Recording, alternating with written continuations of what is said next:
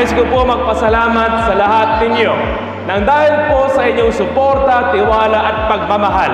Tunay na ramdam na hindi lang ng buong Mindanao o buong Pilipinas, kundi pwede na rin nating masabi ng buong universe na ang Sultan Kudarat ay tunay na SK sikat ka.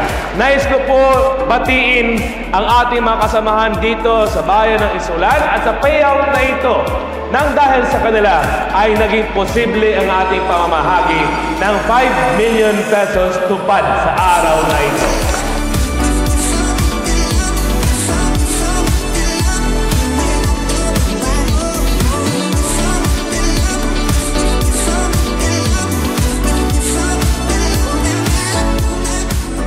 Ako po ng inyong public servant ay talaga bilang governor ng Sultan Kudarat. Dahil tayo po ay may adhikain at may vision, gumawa ng mga panibagong programa kung saan tayo po ay patuloy sa pag-e-engage sa ating mga community, pag-e-empower sa ating mga kababayan, at pag-e-excel sa pagbibigay ng serbisyong tapat at maasa.